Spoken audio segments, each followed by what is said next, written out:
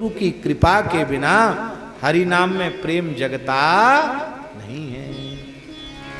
कबीर दास जी कह रहे हैं, हमारे गुरुदेव ने कृपा करके हमें जो उपदेश किया हरि नाम का, राम नाम का, तो राम नाम के पट तरे देवे को कछु नाई, क्या ले गुरु संतोषिए हौस रही मन मान। इसका मतलब है सद्गुरु चरणाश्रय की प्राप्ति का फल ही है हरि नाम की प्राप्ति हो जाना, हरि नाम में प्रेम हो जाना, हरि नाम संकीर्तन में जीवन समर्पित हो जाना।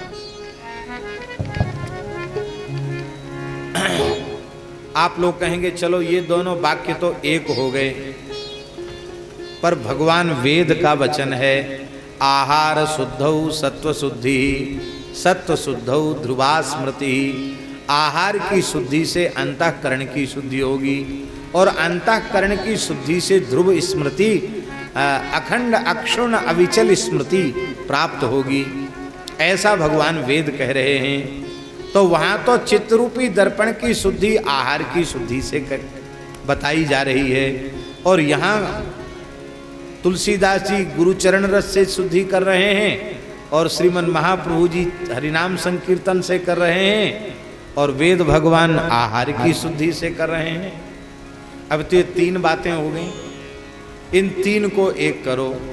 तो भैया तीन को एक करने का साधन ये है कि जब जीव सद्गुरु पादाश्रय ग्रहण करता है, भगवत शरणागत होता है, तो शरणागति की 6 शर्तों को स्वीकार करता है। आनुकूल्यस्य संकल्प, प्रातिकूल्यस्य वर्जनम, रक्षिष्यति विश्वासो गोप्तृत्वे वर्णम तथा आत्मनिक्षेप कार्पण्यम षड्विधा शरणागति। शरणागति की 6 शर्तों को स्वीकार करता है, उसमें अनुकूलता का संकल्प और प्रतिकूलता का त्याग। तो जैसे ही भगवत शरणागत होता है तो गुरुजी आहार शुद्धि पहले ही बता देते हैं। अब देखो हरिनाम करना और क्या करना, बोले जो चीज ठाकुर जी को भोग नहीं लग सकती उस वस्तु को आहार के रूप में ग्रहण नहीं करना। अब बोलो आहार शुद्धि हो गई कि नहीं? आहार शुद्धि भी हो गई, और पहले गुरुपादाश्रय, फिर आहार शुद्धि, और पर हरिनाम के प्रति अनन्य भाव से संपूर्ण समर्पण। तो ये तीनों काम एक साथ हो जाते हैं, आहार शुद्धि भी हो जाती है और हरिनाम में समर्पण भी होता है। श्री गुरु पादाश्रय से, श्री गुरुदेव की चरण रज को ग्रहण करने से अंतःकरण की शुद्धि होती है। इस प्रकार से ये 3 वाक्य न होकर के एक ही वाक्य है। अच्छा, अब एक बात और हम कह देते हैं। मान लो किसी ने सद्गुरु पादाश्रय ग्रहण कर लिया है, किसी अनुरागी भगवत प्रेमी महान भक्त समर्थ संत को सद्गुरु के रूप में स्वीकार कर लिया है, दीक्षा ग्रहण कर ली, शरणागत हो गया, आहार शुद्धि भी कर ली उसने, वेद लक्षणा भारतीय देशी गाय से प्राप्त जो गव्य पदार्थ हैं उन्हीं को भगवान को भोग लगाता है, वही आहार के रूप में ग्रहण करता है, ये भी उसने कर लिया। चित्त शुद्धि का पहला साधन भी कर लिया, गुरु पादाश्रय ग्रहण कर लिया, आहार शुद्धि भी कर ली। किंतु अब हम आपसे पूछते हैं बिना किसी संकोच के निर्भयता पूर्वक उत्तर देना, ये दोनों साधन कर लेने के बाद भी यदि हरिनाम में अपना समर्पण नहीं किया तो बताओ बिना हरिनाम के चित्त शुद्धि होगी? इसलिए सर्वात्म स्नपनम परम, परम ये सर्वोच्च साधन है चित्त शुद्धि का, हरिनाम संकीर्तन। अब एक प्रश्न और हम कर रहे हैं आपसे। महाप्रभु जी ने परम विजयते श्री कृष्ण संकीर्तनम। संकीर्तनम क्यों कहा? जप कह देते, स्मरण कह देते, कीर्तन, और कीर्तन में भी संकीर्तन। आगे हम चर्चा करेंगे कीर्तन किसको कहते हैं और संकीर्तन किसको कहते हैं। ऐसा क्यों कहा?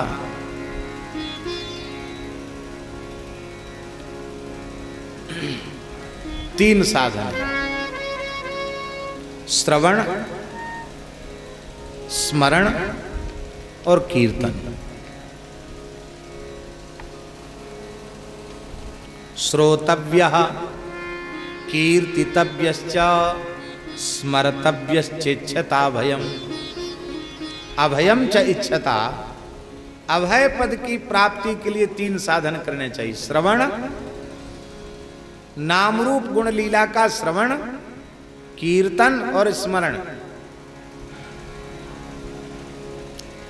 अब देखिए,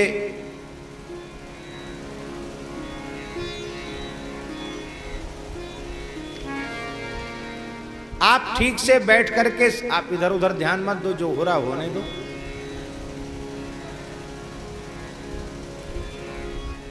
आप प्रेम से बैठ करके श्रवण कर रहे हैं, सावधान होकर सुन रहे हैं।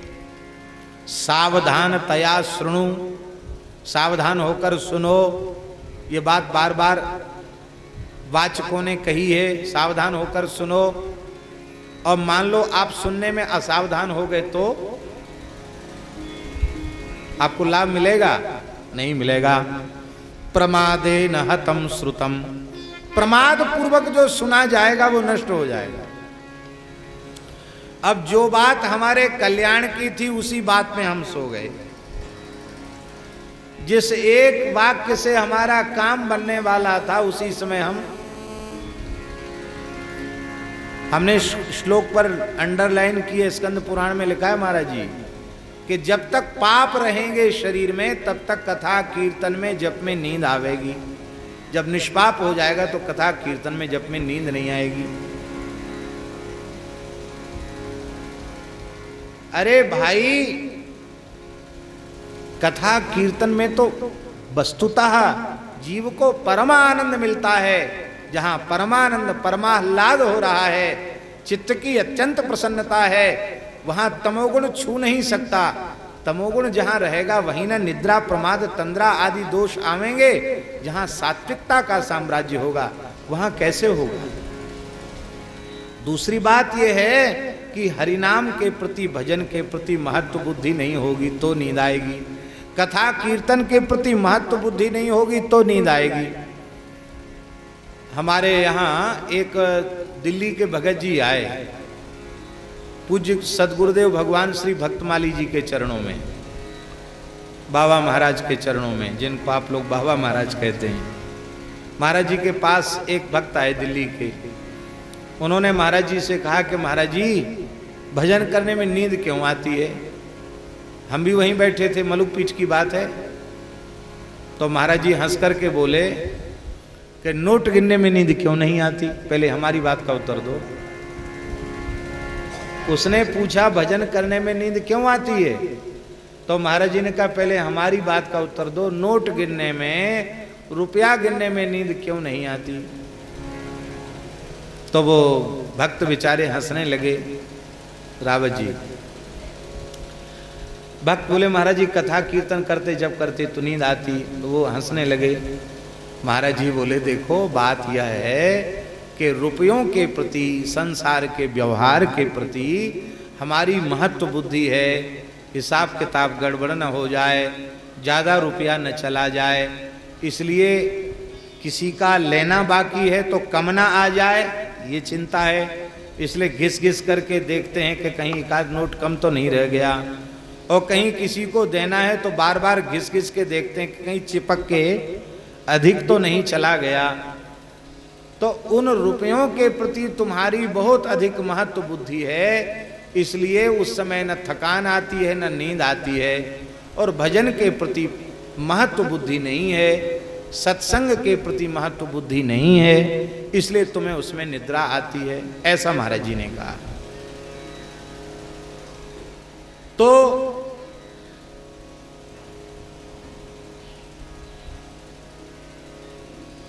क्या कह रहे थे हम? हैं क्या?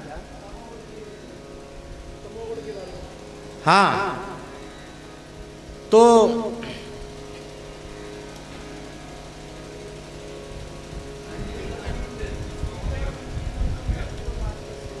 क्या? हाँ, प्रमादेन हतम श्रुतम। अब ठीक कही अभिषेक शास्त्री जी ने कि महत्वपूर्ण बात जो हमारे कल्याण की थी उस पर तो हम सो गए, उस पर सो गए तो कितना बड़ा घाटा हुआ, बोलो, बहुत बड़ा घाटा हुआ। श्री कबीरदास जी महाराज कहते हैं, डर लागे अरु हंसी आवे, अजब जमाना आया रे। डर लागे अरु हंसी आवे, अजब जमाना आया रे। क्या अजब जमाना आया?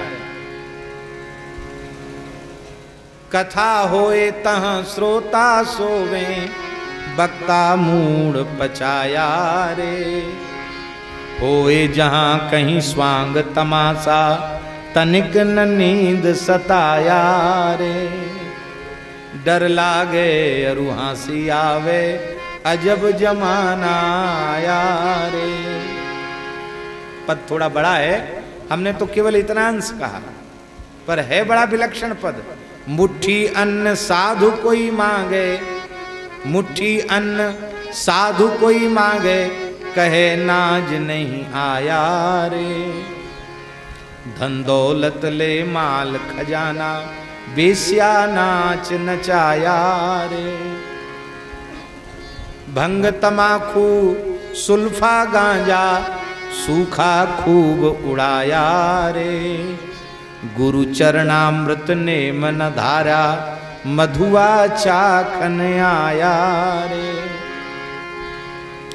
उल्टी चाल चली दुनिया में, ताते जी घबराया रे। कहत कबीर सुनो भाई साधो, हरि चरणन चित लाया रे। डर लागे अरु हंसी आवे, अजब जमाना आया रे। श्रवण में प्रमाद हो जाएगा, हानि हो जाएगी, और स्मरण में प्रमाद होगा तो हानि हो जाएगी। स्मरण माने जप, तो व्यग्र चित्तो हतो जपः। दो बातें हैं, स्मरण में प्रमाद और श्रवण में प्रमाद होने से स्मरण और श्रवण का पूरा पूरा लाभ नहीं मिलेगा।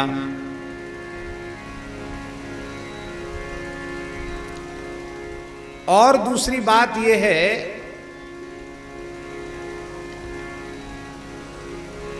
कि श्रवण काल में लाभ जो होगा वो श्रवण कर्ता को ही लाभ होगा। यदि हम ठीक से सुन रहे हैं तो लाभ किसको होगा? हमको होगा। और हम प्रमाद शून्य होकर जप कर रहे हैं तो जप का लाभ किसको होगा? हमको होगा। तो स्मरण और श्रवण ये जो दोनों साधन हैं वो केवल एक व्यक्ति विशेष का ही कल्याण कर रहे हैं। जो स्मरण कर रहा है, जो श्रवण कर रहा है, उसका कल्याण कर रहे हैं।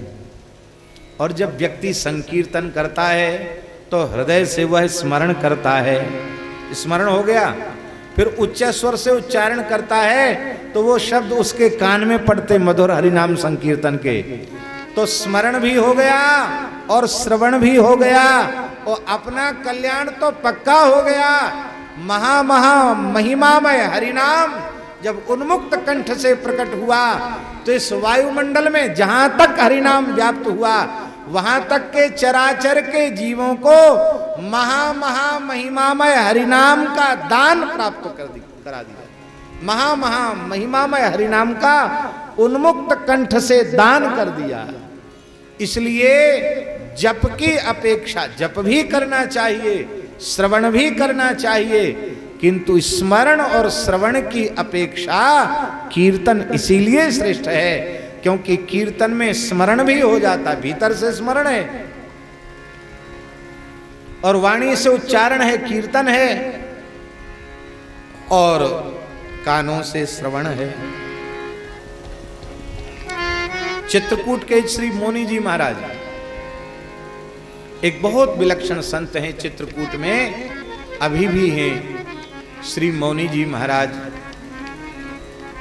100 वर्ष से ऊपर की आयु है उनकी, कितने ऊपर है ये तो भगवान जाने,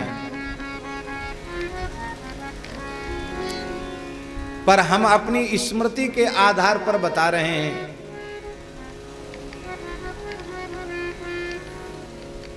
वृंदावन बैठक हुई थी हमारे सामने, सबसे पहली वृंदावन बैठक शायद 84 या 85 में हुई थी, हैं 86 में थी, हाँ 86 में वृंदावन बैठक थी हमारे सामने वाली वृंदावन बैठक। तो 86 वृंदावन बैठक, अब तो चित्रकूट छोड़ के कहीं जाते नहीं है, उस समय वो आए थे तो हमें खूब पक्का स्मरण, हमने उनका फोटो भी खिंचाया था, उसमें ब्लैक एंड व्हाइट कैमरा चलता था तो उनका फोटो भी हमने खिंचाया था और हमारे कहीं रखा होगा संग्रह में, सुरक्षित होगा तो कहीं फोटो पुराना रखा भी होगा, उनका फोटो हमने खिंचाया था। अखंड विभूति रमाए रहते थे उस समय वो, तो हमें खूब पक्का स्मरण है। उस समय हमने पूछा था कि बाबा जी महाराज जी आपकी उम्र क्या है, तो वो कहते थे 90 से ऊपर। क्या कहते थे? 90 से ऊपर। और अभी गए थे, महीना 2 महीना भी नहीं हुआ, अभी चित्रकूट गए थे तो हमने पूछा महाराज जी उम्र कितनी है, बोले 90 से ऊपर। अब बोलो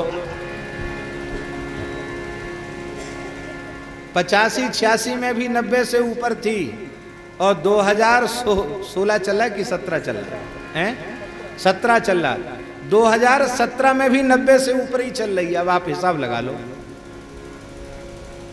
इतने पुराने महात्मा हैं वो, बहुत अच्छे संत, और हर समय सियाराम सियाराम श्री सीताराम श्री सीताराम श्री सीताराम श्री सीताराम श्री सीताराम सीताराम सीताराम सीताराम सीताराम सीताराम सीताराम श्री सीताराम। तो बीच बीच में हमसे बातचीत करें और ऐसे उच्चारण करें। फिर क्या बोले हाथ जोड़ करके, बोले महाराज इन कानों को व्यसन लग गया हरिनाम सुनने का, ये राम नाम यदि 1 मिनट न सुने तो व्याकुल हो जाते, लगता प्राण निकल जाएंगे, इसलिए बोलने वाला एक है और सुनने वाले 2 हैं। ये हमेशा कहते हमको सुनाओ सुनाओ सुनाओ, तो हम उनको राम नाम सुनाते रहते हैं, सीताराम सीताराम श्री सीताराम श्री सीताराम। हाँ हाँ, इसलिए भैया कीर्तन में त्रिगुणित लाभ है, स्मरण का लाभ है, श्रवण का लाभ है, और अपने लाभ के साथ पूरे विश्व का लाभ है, पूरे जगत का लाभ है। इसलिए भैया नाम जब भी करो, नाम स्मरण भी करो, पर थोड़ी देर हरिनाम संकीर्तन अवश्य करो। हरिनाम संकीर्तन जीव के कल्याण का सर्वोपरि साधन है। सर्वात्म स्नपनम परम विजयते श्री कृष्ण संकीर्तनम। श्री कृष्ण संकीर्तन जीव के कल्याण का सर्वोपरि साधन है। ये चित्त रूपी दर्पण को पवित्र करने वाला है। हरिनाम संकीर्तन करते करते जब प्रेम प्रकट होता है, पहले हरिनाम प्रिय लगता है, फिर उसमें स्वाद आने लग जाता है, फिर किंचित किंचित मधुरिमा का स्पर्श होते ही कीर्तन करते करते बार बार रोमांच हो जाता है, रोमावली खड़ी हो जाती है, शरीर कंटकित हो जाता है, रोमावली खड़ी हो जाती है, फिर हृदय भर आता है, फिर लगता है कि खूब जोर से रोने लग जाए, ऐसा लगने लग जाता है। और फिर बहुत रोकने पर भी जब प्रेम का आवेग रुकता नहीं है, वो गंगा जमुना की धार नेत्रों के मार्ग से बहने लग जाती है और जब कीर्तन करते करते नेत्रों के मार्ग से ये गंगा जमुना की धारा, प्रेम धारा बहने लग जाए, तब समझ लेना अब चित्तरूपी दर्पण की सफाई शुरू हो गई है। ये धुलते धुलते धुलते धुलते एकदम निर्मल कर देगा। और जब एकदम निर्मल हो जाएगा, इतना निर्मल हो जाएगा, इतने प्रेम में डूब जाएगा संकीर्तन करने वाला कि करते करते करते करते शरीर संसार की पूर्ण विस्मृति हो जाएगी। तो फिर जिधर देखेगा उधर, जिधर देखा उधर पाई झलक घनश्याम प्यारे की। जिधर देखा उधर पाई झलक घनश्याम प्यारे की। जिधर देखा उधर पाई झलक घनश्याम प्यारे की।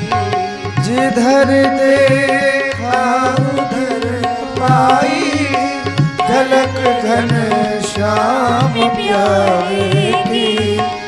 झलक घनश्याम प्यारे की। झलक घनश्याम प्यारे की। जिधर देखा उधर पाई झलक घनश्याम प्यारे की। जिधर देखा उधर पाई झलक घनश्याम प्यारे की। जो कुछ है रोशनी जग में उसी दिलवर हमारे की। जो कुछ है रोशनी जग में उसी दिलवर हमारे की। कहीं बालक कहीं बूढ़ा, कहीं जाहिल कहीं बूढ़ा। कहीं बालक कहीं बूढ़ा, कहीं कहीं बूढ़ा। कहीं चतुरा कहीं मूढ़ा, कहीं चतुरा कहीं मूढ़ा। है लीला उस दुलारे की। कहीं चतुरा कहीं मूढ़ा, है लीला उस दुलारे की। जिधर देखा उधर पाई झलक घनश्याम प्यारे की। जिधर देखा उधर पाई झलक घनश्याम प्यारे की। छबीला मोहना नटवर, हठीला सांवला गिरधर। छबीला मोहना नटवर, हठीला सांवला नटवर।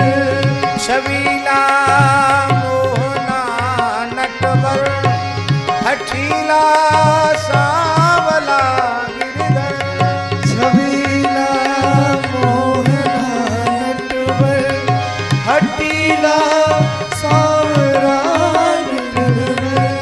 करे यह राम नित झांकी, करे यह राम नित झांकी। वो दिलवर प्राण प्यारे की। करे यह राम नित झांकी, वो दिलवर प्राण प्यारे की। जिधर देखा उधर पाई